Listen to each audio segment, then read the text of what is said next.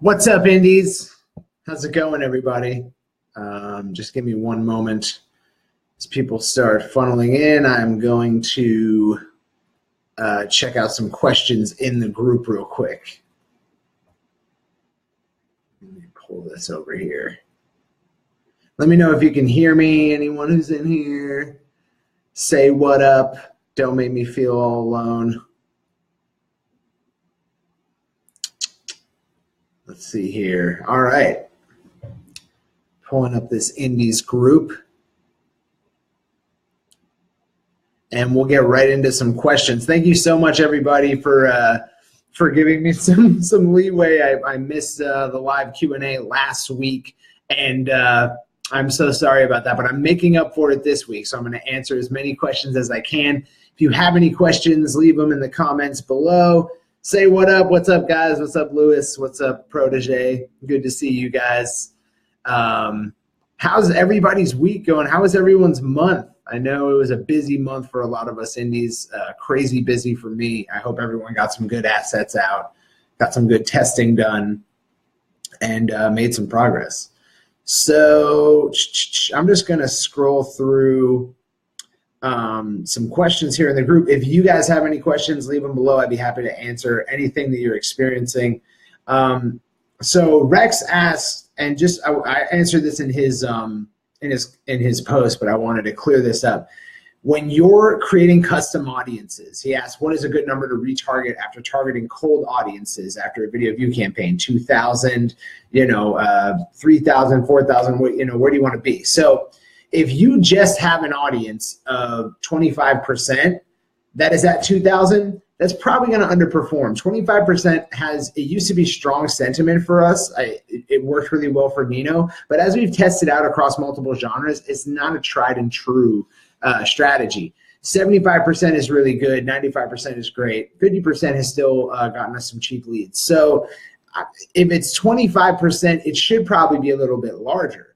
If it is, 50%, 75%, you can start getting away with it. If I had a 75% audience of 2,000, I would run on it and see what I get. And then I would also create a lookalike on it and just run that as well. So that should clear up like around when you should start thinking about it. And then always test, right? Like even if you have a 75% audience of 8,000, like don't stack a gigantic budget on it. I don't think I have to tell anyone that. But yeah, like you always want to test out and see what's working and have like a contingency to pivot to. Oh yeah, I just wanted to announce before I get on to more questions, we have an awesome new team member at the group. Corinne Campbell has joined the Indiepreneur team, and she's rocking and rolling. She's going to be pumping out a lot of awesome training that is crucial, and it's like a gap in my knowledge, stuff that I'm not very good at. So you guys are going to be well taken care of over the next few months. Some really awesome things are kicking up.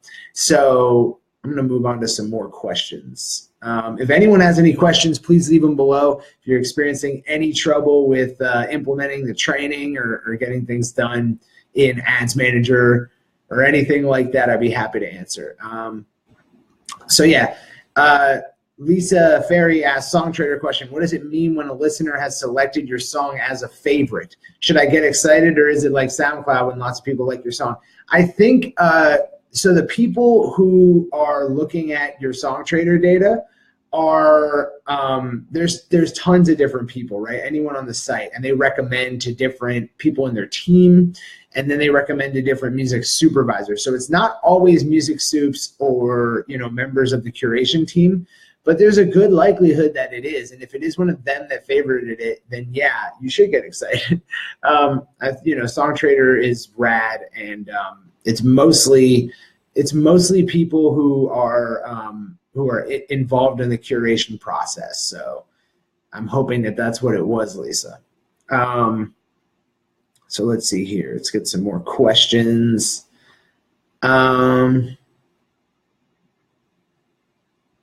Okay. Oh, Lewis Tucker has a question. I just finished writing my sales letter according to the lesson in the permission offer course and the example provided. The one I've written seems much longer than the ones I've seen on the permission offer pages, if I would choose to be. How long should the sales letter be on the squeeze page, and how long would you recommend shortening? So Yeah, that's a great question, Lewis. So the sales letter in the permission offer, this is just really to create your permission offer. Okay, that's really all it is. Writing a sales letter is, in my mind, one of the best ways to create an offer, because it really tells you, how do I make this offer exciting, right? Because like if you read your sales letter and it's not exciting, then you know like this isn't a good offer, right? If it doesn't seem like it would be exciting, then it's not a good offer. So you write your sales letter to really get that data, to get it down. It's an exercise. You can then use that sales letter to craft your video script. You can use little bits of that sales letter along your opt-in page. But also, like, you want to test this, right? So like in the permission funnel, we're showing you how to do it in that format, but you can also test like just a simple page with your VSL and an opt-in on it. And that might convert better. And, you know, like, so you don't want to include like a big long letter on your page. Not many people are going to read it, especially if it's just for this kind of thing, right? Like when someone goes to make a purchase, they want to read about it. When someone goes to do an opt-in, they want to understand the value of it in a compelling way and then do it, right? The less friction you can introduce, the better. So I would test it out. I would not include a big long sales letter. I would try to truncate it and really understand, well, what are the main points of what I'm saying here? Can I pick out a sentence from every different section and that really just tells the story? And if you went through the exercise like that, that probably should be possible, right? You've really gone through the emotion of why you're doing this, what your launch is all about, what the theme behind it is. So now you can communicate it in a truncated format, try to be more punchy, try to be quick, and then test more simple pages. Like you can do, if you're in ClickFunnels, Lewis, I believe you are, you can just create a page variant and make a different version and run 50% or 60% of your traffic to it, you know, and really figure out, well, do I need a long page, a scrollable page, or do I just need a one screen page, right? I would test it. So that's my advice, Lewis. If anyone has any more questions, please leave them in the comments. I'm happy to answer anything that you guys are going through. I am here for the next hour. I am all yours. So any trouble you're having, I'm here to help. Saskia said, just working through the targeting. Oh, let's see. Andrew, yeah, Indie Pro. So basically, since we started, the goal was, there's a lot of like music marketers out there, just they see what's going on in the marketing industry and they price their products like super high, right? Because marketers do. But it's way harder for indies. So my goal has always been to offer all the training that you may need to get massive results at the lowest price point possible. And how we figured out how to do that is to offer a membership program, right? So Indie Pro is going to be basically the buddy system in full. You're going to get the full training on how the buddy system works, and then a different training for every campaign you might need. So in the buddy system, the introduction phase, the best campaign for that is the master course strategies, this video view strategy. In the education phase, there's different campaigns that can work. They're in the permission phase, there's different campaigns that can work as well. We want to be able to teach everything that's working and not have to, create a big long course, for everything and then give you all the different options. We'd rather it be all available to you based on what you need. So the goal is to offer a membership program where the front end is we just teach you the whole buddy system so you understand it. And then you go, okay, well, I have an introduction campaign. Let me choose one of these education campaigns. I'm going to implement it, try it out. If it works, I move on to the next stage in the buddy system. And you can build your digital business this way. It's a model that worked really great with Digital Marketer. Digital Marketer offers Digital Marketer Lab, and they have just awesome trainings on every type of campaign you might need to run.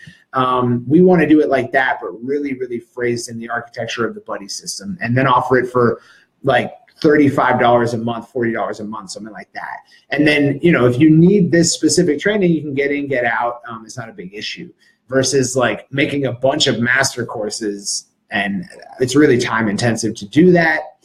And then walking people through it in a class-based format. We just want to be able to get people all the training they need at a low price point. So that is Indie Pro. And we're super excited about it. Corinne has specifically come on to help with it because she knows so much about e-commerce and digital infrastructure and keeping your data safe. And she's just, you know, she's whip smart, and she's definitely going to be adding massive value to the Indie Pro membership, you know, way more than I could on my own. Michelle asks, been running a video campaign purely for exposure / recognition as opposed to trying to get any real engagement. My plan was to go next with a ManyChat FB comment tie-in post featuring the video for their most listened to Spotify track and call to action of commenting free download to get them into a messenger sequence. Good idea, bad idea. Okay, so Michelle, I'd like to know more about how that first video campaign went. What, you know, were you getting comments? Were people engaging at all? Like, you know, because when you run a successful video, you'll know. Like, I think the 502s knew instantly when their video was successful because people were messaging them. There was tons of attention on their page, and it was just like, it's undeniable the effect of when the strategy's working. And if you didn't experience that, I wouldn't go all in getting them onto a messenger list just yet. You want to get the front end of your buddy system down, this video view campaign, working really, really well before you move on to the next step in the buddy system.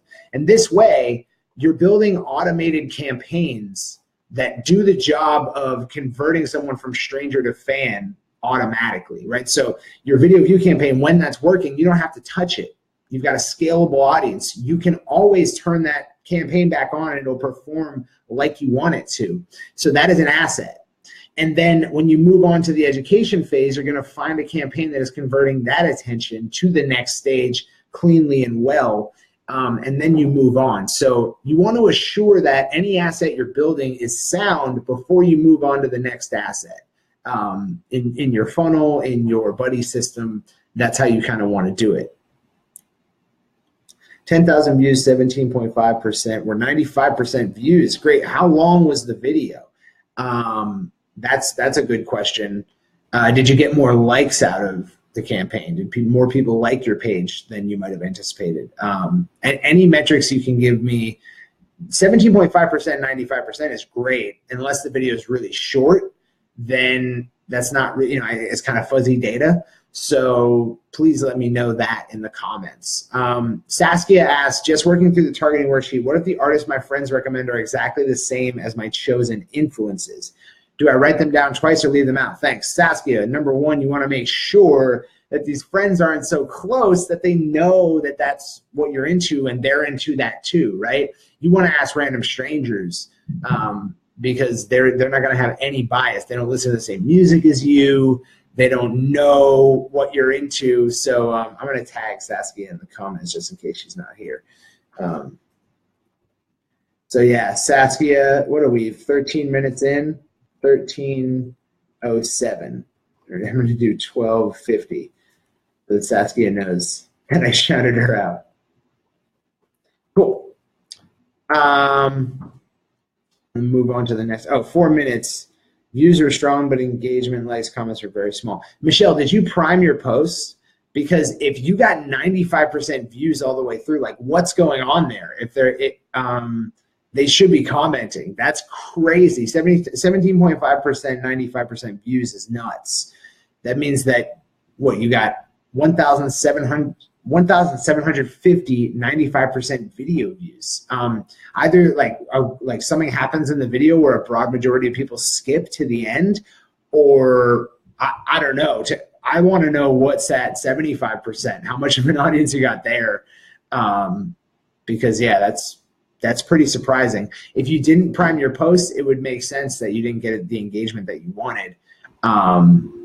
But if you did prime your posts and there's no engagement, but everyone's watching it to the end, something else is going on. I want to figure out what that is.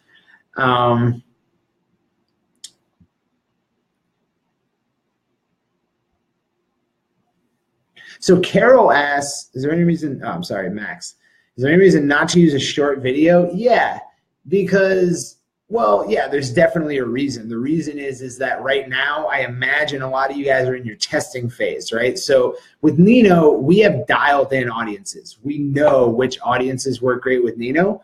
I mean, we're always testing more, but we do have a really great understanding of that. So the problem comes in when if you don't have those dialed in, you're looking for data. and there's not a lot of data to be had from a 10 to 15-second video ad. You're not going to know the difference between someone who watched 50% and someone who watched 95% is not that dramatic. It's easy to keep people's attention there. Now, for Nino, I might go do a 15 to 20-second retargeting ad, right? Yeah, but only because I'm doing it to a warm audience, or I might do an ad to an audience that I know is already into him, right? So I still probably wouldn't do that short of a video to anyone cold, even though we already know who Nino's best cold audiences are.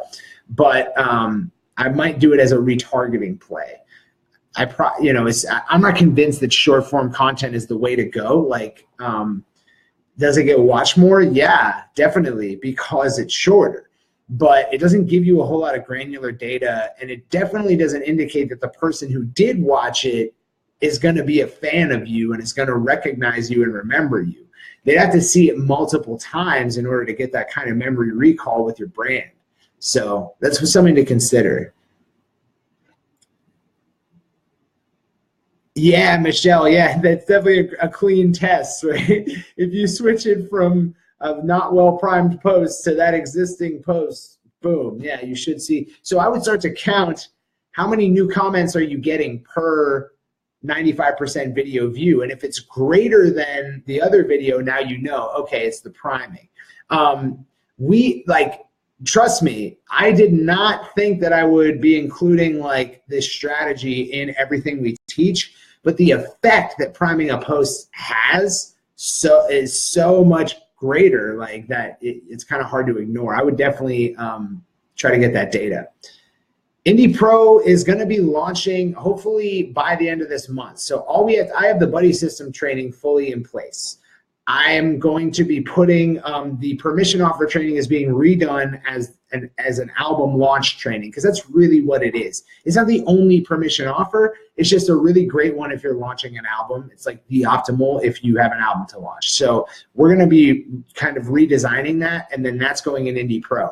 We also have a branding kind of like, plan with Just James, who was one of our first indies. He remembers when we were at Studio 18, when I used to be vice president there, we used to create branding guides for every artist. Something that's very, very valuable, pretty easy to do, doesn't take a lot of time, and saves you a crap load of time later on. So that's something we want to put in there.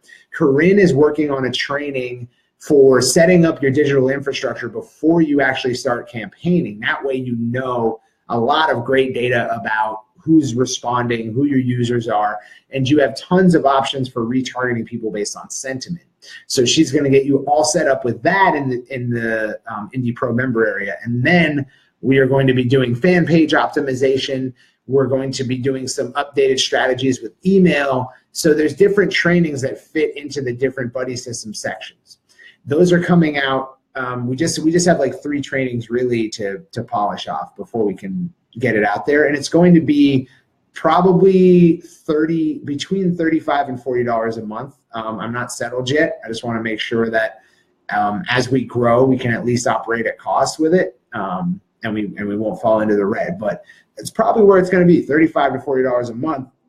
And like, you can take a training a month that you need, go implement it, and then come back to us later. And this way, you don't have to like buy outright these massive trainings. And I'm hoping that it really gives people a platform to just be like, oh, I have everything I need. Like, I have all the tools that I need to fully erect this business, and now I can just go straight for it. There's no like gaps in it. And I don't really like the idea that people might be worrying like, well, there's other stuff to learn, and like, how much does that cost and how am I going to get to it? Like, we're going to be putting all of our new training into Indie Pro, and then people will be able to just access it at will. So that's kind of our vision for Indie Pro. I don't know who's doing mad emojis right now, but shout outs to the emojis. Okay, let's get on to some more questions. Otto asks, should we run a video view campaign first without a link to your opt-in page? Definitely. I would run, so I only run links to warm audiences. Now, I'm not popular with that opinion, right? I'm not like people disagree with me, but it's worked well for me and the artists I work with. You know, it's done well. Now, there's tons of people who have built massive email lists off of cold audiences in music, but their lists are kind of shit. Sorry. Their lists are kind of shit. You know, like you should be able to pull at least $1 per subscriber in my mind out of your email list in terms of like revenue. And if you're not doing that, then your list is ill-gotten, I think. So yeah, the buddy system is completely designed so that you're never actually talking to cold audiences and trying to get them to do something that they weren't prepared to do. You first get their interest and activate their desire with this awesome video, and you calculate that with your custom audiences, and then you serve them the opt-in because now they know you and they're warmed up to you. So let's see here. Carol asks, hey, Indies, I need your advice. This summer I released a single which had some success on terrestrial radio here in Quebec and on Spotify Canada. I ran a video view campaign on a motion graphics vid for the track to approximately 20,000 views. Awesome video, awesome song. Now I'm ready to release a remix of this same song. Any ideas on how to best capitalize? So far, my idea is to run a new campaign with the remix, retargeting the video view audience for the previous video, plus page engagement audience.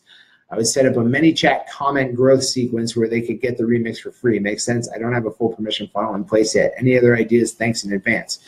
Absolutely. So, Carol, great question. So you're saying your idea is to run a new campaign with the remix, retargeting the video view audience for the previous video, plus the page engagement audience. I would set up a ManyChat comment growth sequence. Yeah, so you can totally use the comments to Messenger feature. You can also run Messenger as a destination. So you might use the previous video as the ad creative and just have the destination be a Messenger JSON. So JSON with Messenger is how you basically get, you can run Messenger as a destination. You use ManyChat's JSON feature to create that ad. So you have to like plug in this code so that when people message you, they click on that button, it opens the message, it automatically subscribes them to your ManyChat and then sends them the right message. So you can definitely get that set up with ManyChat, and it might be a better strategy. So I would test, you might test a comments to Messenger growth tool, and then you might test a Facebook ads JSON growth tool and see which one gets you the better results, if that makes sense. So with Facebook ads JSON, you are serving them a video ad, and the button below it actually goes right to Messenger and subscribes them to ManyChat. With the other one, if they comment, then they'll be subscribed to ManyChat. So I would try both options, test them, see what works best. And that all depends on your actual retargeting audience. Like if you've got a retargeting audience of, 1,000, then I would test just one of them. Or if it's under 1,000, only do just one of them. If it's over 1,000, you might have room to just split test and see what works. But otherwise, like you're not going to get much difference out of the audiences. There's just not much to play around with. So yeah, I would try that out. I favor the Messenger as a destination ad just because it's like more intriguing. Like they see the video that you ran, and then they're going to talk to you immediately after they click this button. That's pretty cool. I guess the argument is that the same could be said for the other way around, but I don't know. I like Messenger as a destination. I think it's cool.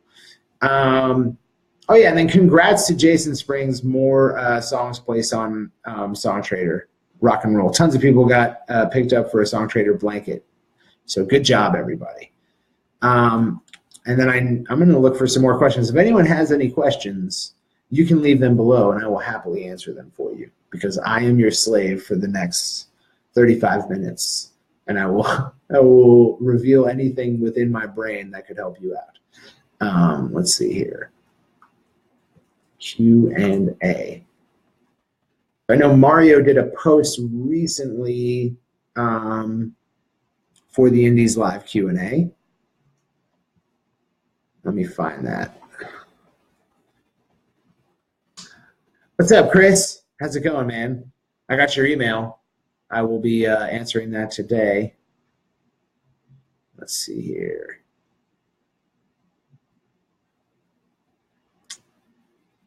What the hell?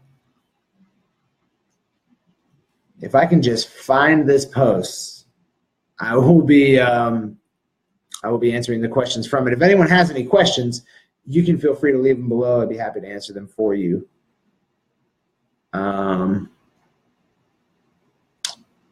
Let's see here. Oh yeah, here it is. Indies Live Q&A. So I think Nick asked us a question. Let's crack this. Let's crack this sucker open. Okay, Nick said, I'm running a video campaign and planning my follow-up with a ManyChat value sequence. I'm getting mixed signals about what kinds of offers are good for a 3-day value sequence. In your example, you're giving away your MP3s, but you also mentioned on your podcast giving away MP3s is poor value. I'm into the free plus shipping and handling idea, and I'm leaning towards that at the moment, but let me know if you can clarify the use of giving away MP3s in a value sequence. Also, you mentioned upsells at the end of the free plus shipping and handling podcast. You recommend this as part of the value sequence. Since I can really only afford $5 a day traffic on my video at the moment, 5 solid audience, $1 to each, I'm not getting the kind of results yet that I'd be able to have if I could do a blast of $20 a day or more. Okay, so first Nick's asking, are MP3s good enough value for a value sequence? I think so, because the ask is less. You're not asking them to go off of Facebook. So like, it's kind of cool. Like if I saw an artist, like let's walk through this, right? I see an artist on my phone in my news feed, and I watch this video and I'm like, oh, that was dope. And then later on, I'm on Messenger, somehow, like whether it's a destination ad, whether I commented, either way, you pop up in Messenger. And you're like, hey man, check this out. And I click play right in Messenger. Your song starts playing. I'm like, whoa, that's dope, cool. Stu just sent me a song. I think that's cool because I didn't have to do anything extra, right? I'm not going to a web page, entering in my info, getting stuff back just to listen to your song. I don't think it's compelling enough to get someone to do that. But if it pops up in Messenger, like, it's kind of cool. I gotta say, like, it's not a free download necessarily. Like, they're just gonna play it, but for the mobile experience, for me, is tight. That being said, I don't know if you want to make sure you have warm audience before you do free shipping and handling, Nick. So I'm going to actually tag Nick in this so he gets this moment. Yeah, so Nick, if you're doing free plus shipping and handling offers, only do them to your warm audience, typically people who are on your email list.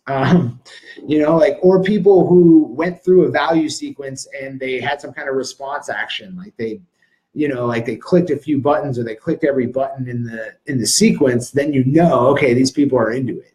And then you might offer them free plus shipping and handling. And then the upsells and free plus shipping and handling are what make it worth it. You don't do that in ManyChat, you do that in your order sequence. So the easiest way for me is ClickFunnels, which is kind of expensive. If you don't already have a website, you can also do it in Shopify for cheaper than ClickFunnels. And I don't know how to do that, but Corinne does. So Corinne's going to be teaching that part of the tech stack and how to do that kind of stuff. So we're super excited to have her on board for that.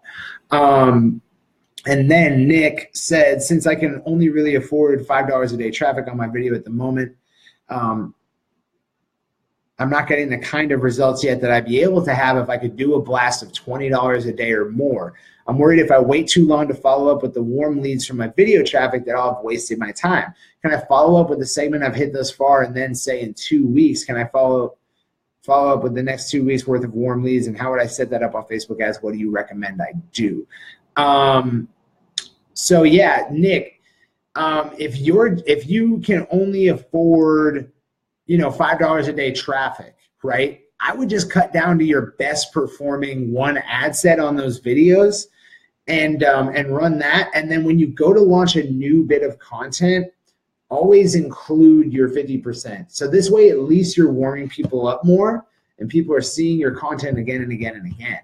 And you're starting to create that presence. Then when you have the budget to do a spend that's going to ROI, you already have a huge asset and that you've been warming up your audience this whole time. So it's, like, I know that's kind of sucks as an answer, because like the question might be, okay, well, when am I going to have extra money? But like, if you look at what the 502s did, like they dropped a dedicated amount of money on spend, and they're probably going to ROI on it, right? So like, I think it does take a little bit of spend to get to that point. Like, you will convert some through this process, but your accumulation at each step in your data is not going to be that great. So the likelihood is low. It's going to be harder fought. So I would use ManyChat as a strategy. You build up your audience in ManyChat. That way you can build a list, communicate with that list, and then make offers to them and try to start chipping away at that and saving up. So Yusuf asks, how did the 502s get verified? I don't know. I'm going to tag Ed Isola right now, Yusuf. I want to know that too. How did you fuckers get verified? Sorry if there's any children on the line. I didn't mean to curse. But yeah, I want to know that too, Yusuf. Chris asks, I'm trying a different chat bot called ChatFuel. Has a little more freedom. Have you used this? Yeah, no, I have not used ChatFuel, but the Stripe integration is tight. Like, so cool that you can accept payments with a messenger bot with ChatFuel. ManyChat doesn't have that yet.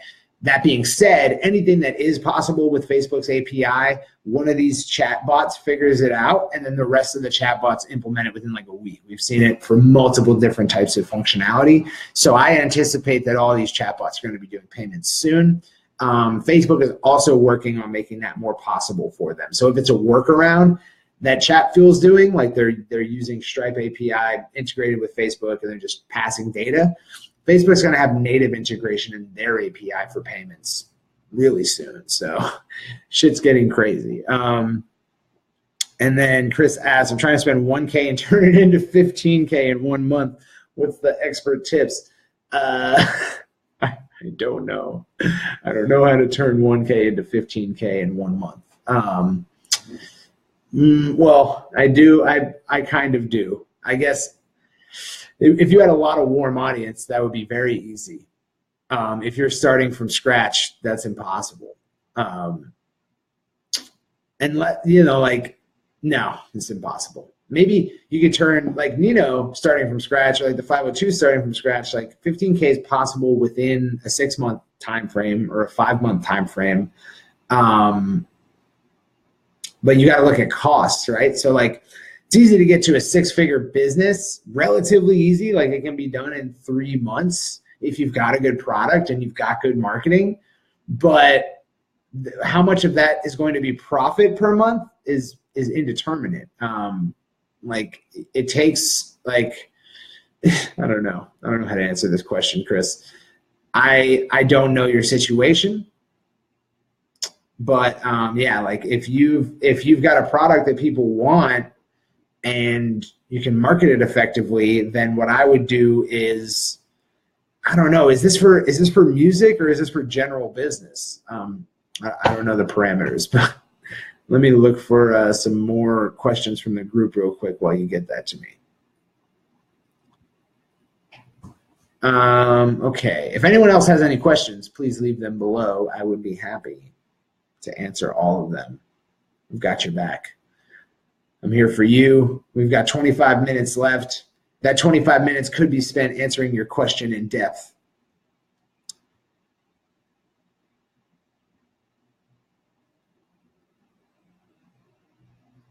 Okay, so Chris, we're in mass B2C, okay? So you need warm audience in order to hit that volume.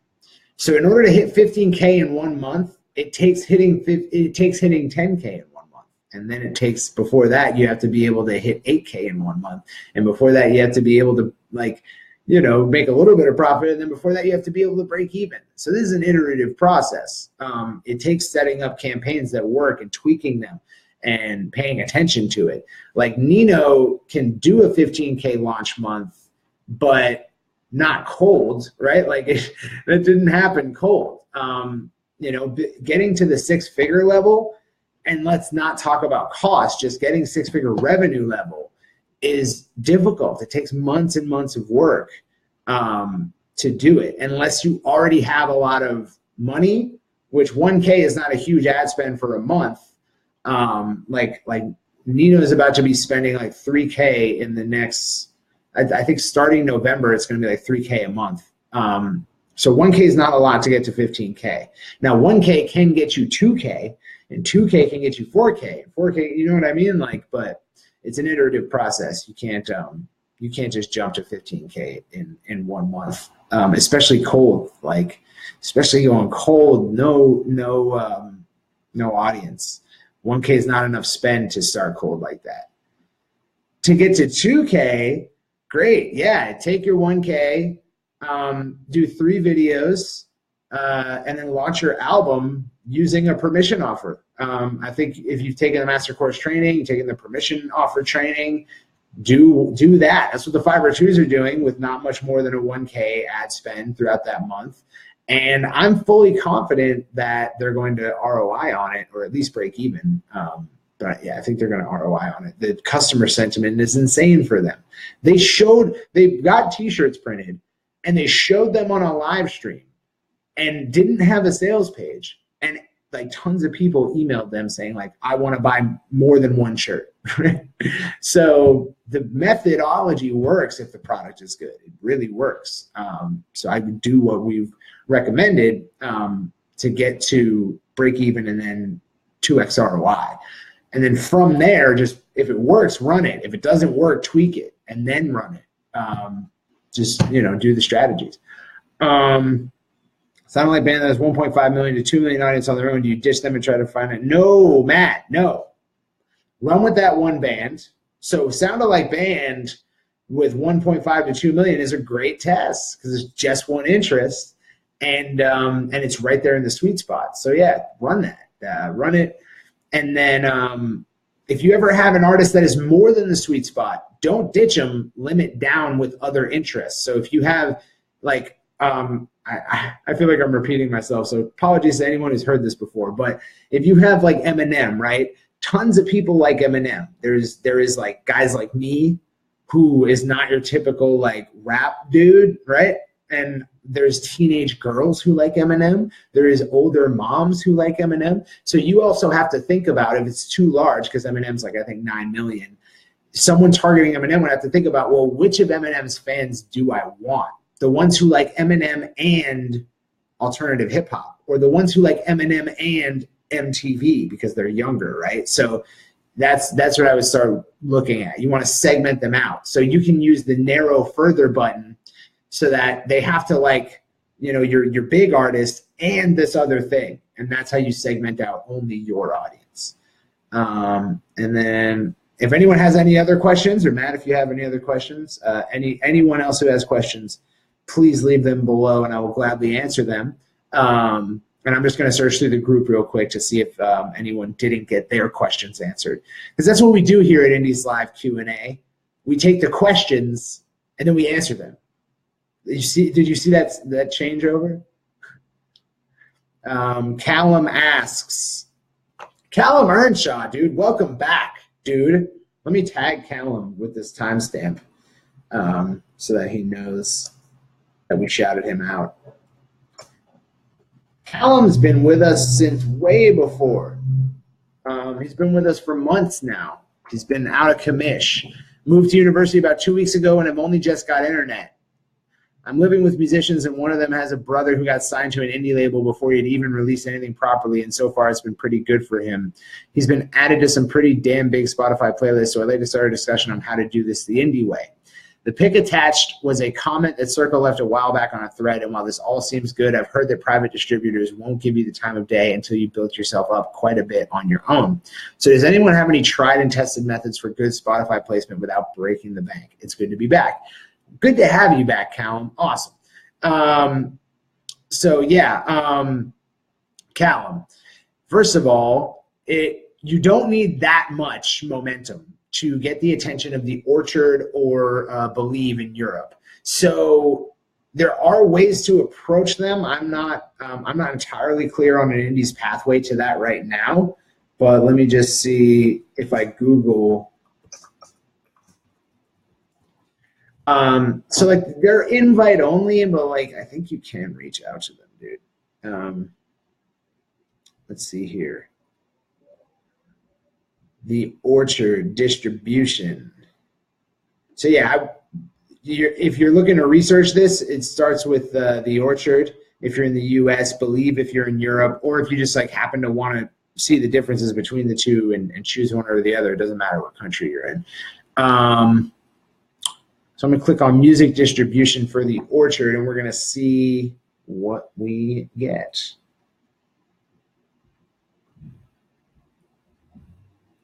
Well, I can go to contact us and see if they have a contact for distribution.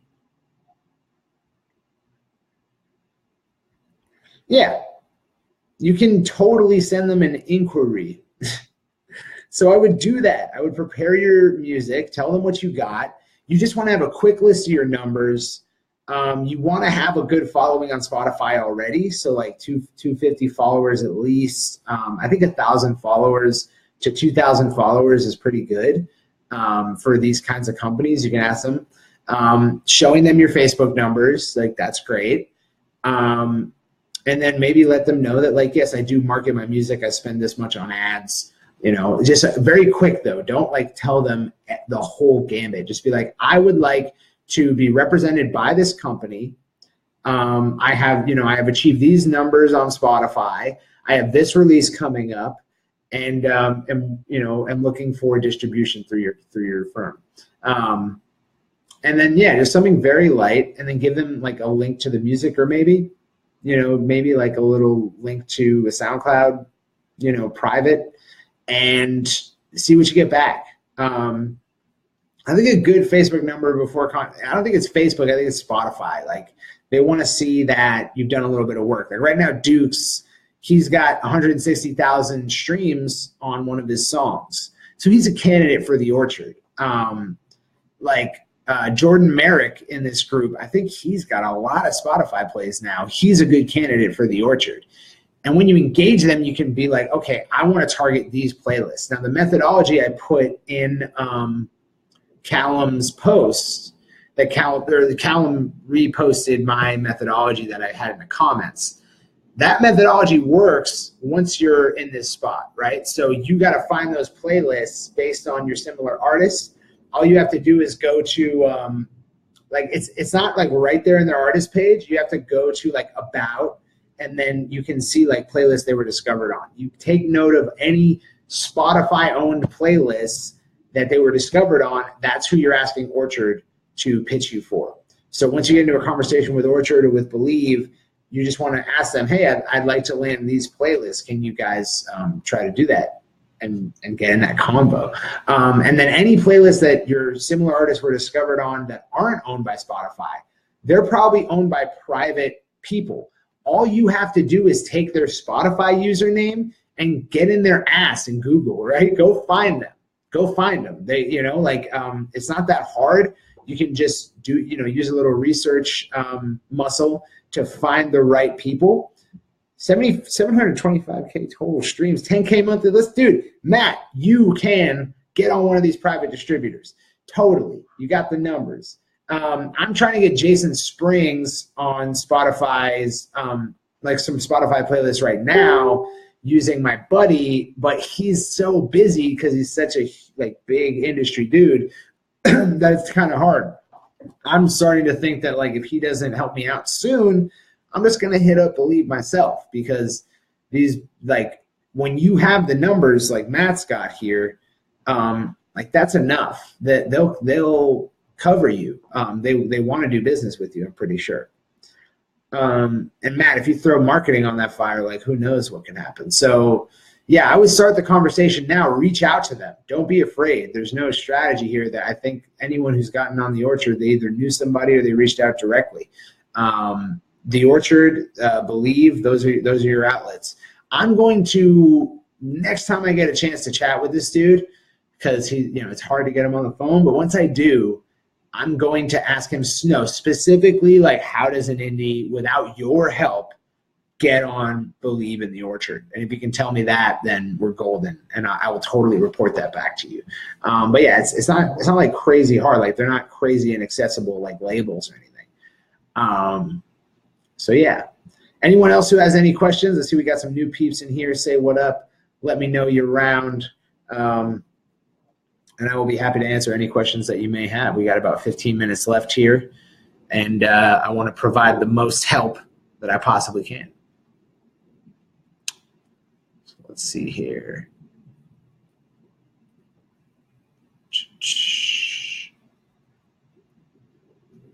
Jason Springs, Nick Vivid.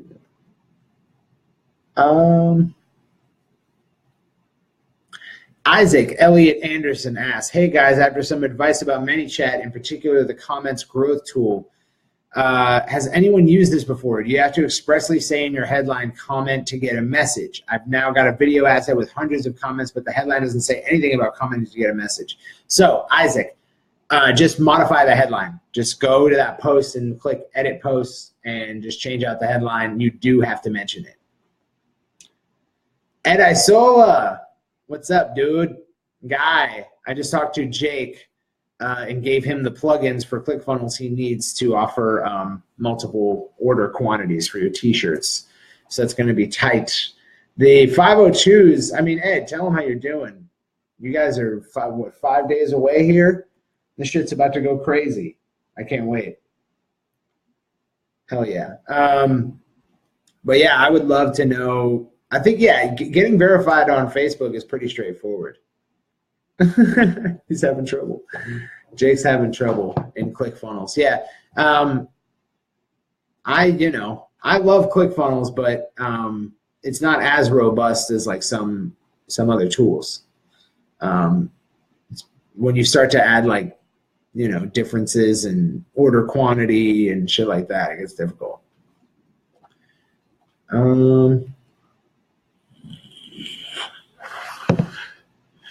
Let's see here.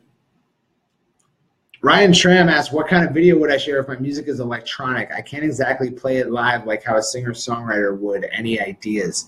Ryan, you can use clips, tie together clips. You can, if you can perform your song in any way, like even small parts of it while the other tracks are playing, do that. I know you can't exactly just like play the whole thing live, but certainly there's got to be parts of it that you can play with a controller or something like that. So I would recommend that. Still works. It worked really, really well for Dukes. So yeah, that's my advice. Okay.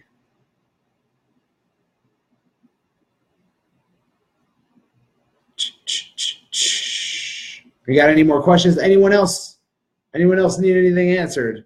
I would be happy to answer it for you, for I am here to answer your questions. That is all. Let's see here. Amber Ward said, oh, wait.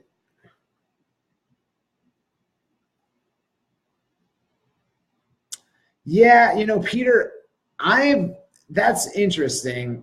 So Dukes did that. He did multiple angles. I like single camera, but totally. Ryan, I would check Dukes' page, facebook.com/itsdukesmusic, and check out his beat set videos. Those are a great example of what you can do as an electronic artist. You don't have to play the whole thing.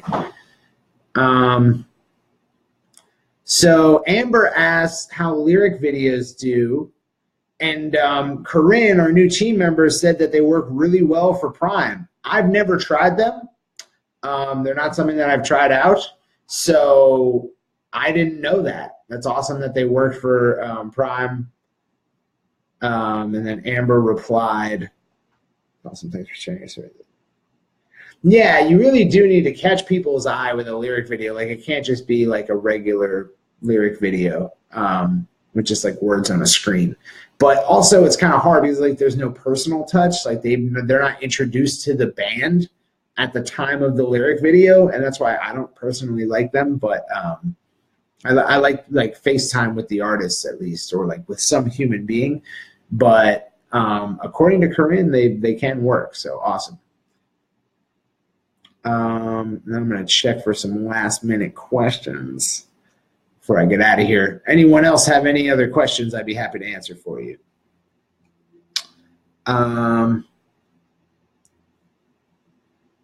record a debut album. Hey, everybody, does anyone have thoughts about a crowdfunding campaign to record a debut album? I'm looking for pros, cons, and other thoughts. Yeah.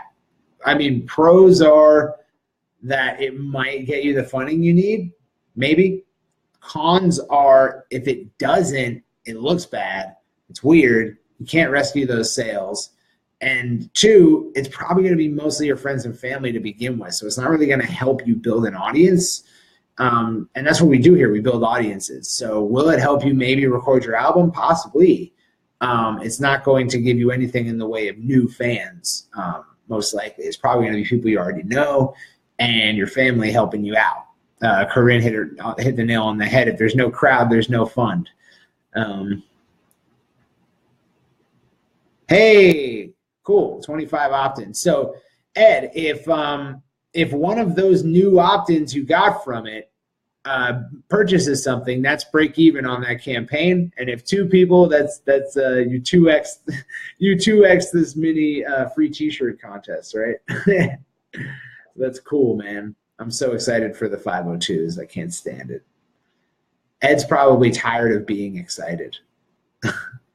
He's been excited for you can't be in a state of excitement for a solid 30 days. So to get burned out. Let's see here.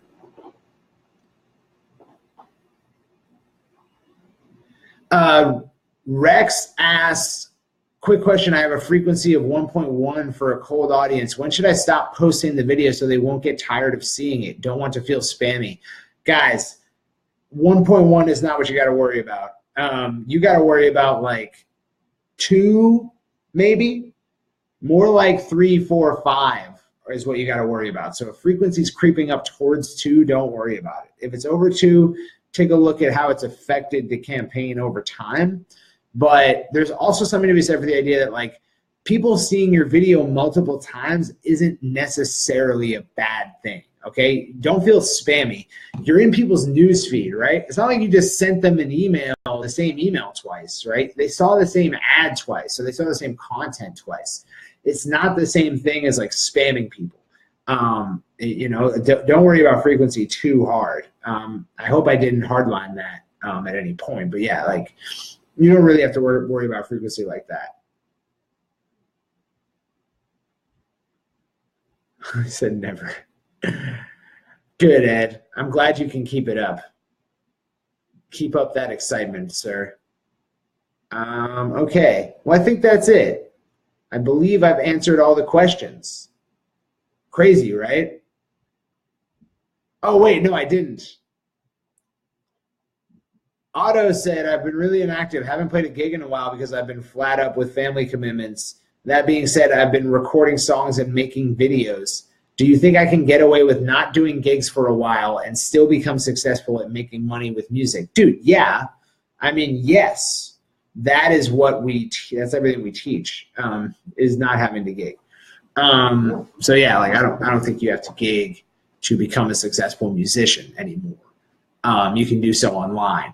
So if you've got good performing video content and people like the music, and then they get into your world a little bit. They sign up for something, and you take them through an experience, and they dig all that. They're going to buy CDs. They're going to buy T-shirts. You know, they're going to go to any gig that you do throw out. The 502 is exactly great. They are not, they don't gig a whole lot.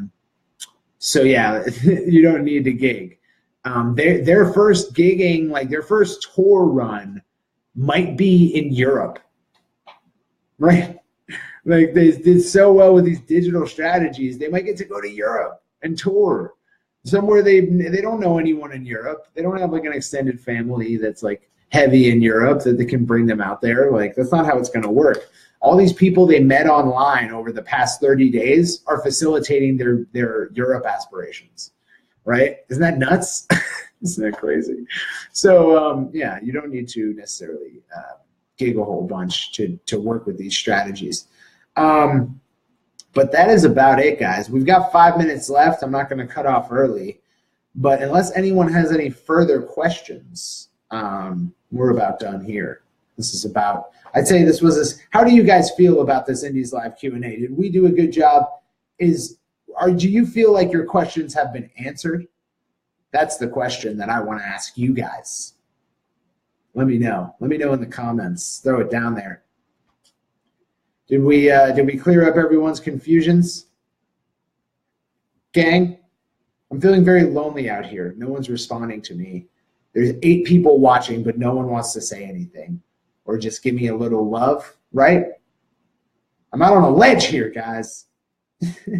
Good, Matt. I'm glad it helped, Matt. Chris, definitely. I do. Do you live in Orlando, Chris? Because that is where I live. If you do want to meet face to face, I'm an Orlando peep myself. Orlando, the greatest music scene in the entire world. Know that. If any of you indies get a chance to come down to Orlando, I'd love to show you the coolest music you've ever seen. I'm sure there's cooler music scenes, but not in my world. I'm surrounded by only Orlando musicians who are some of the best musicians. Peter, licensing on SongTrader is always a good decision unless you can seek your own private licensing. Like right now, I wouldn't license through SongTrader some of my tracks because I have relationships with aggregators. So they might buy it for more, some better opportunities there, and they want to make sure that the track isn't anywhere else, which is why I wouldn't put it on SongTrader. Other than that scenario, always put it on SongTrader. So like your personal music, since you're already going to be releasing it to the world, SongTrader is the best place to get that. Unless if you have relationships, private relationships with production companies or aggregators, that's the only time I wouldn't use SongTrader.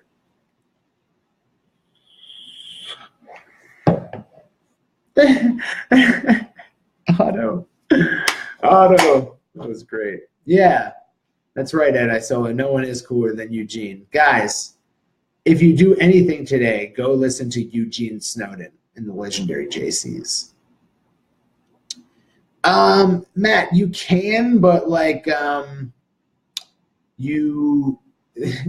it's like you can do that, but the situation I'm talking about is like if they want the whole track, they want to own it. They don't want it to have ever existed anywhere else, right? So like we just did this huge licensing pitch. We could have used library material that we have.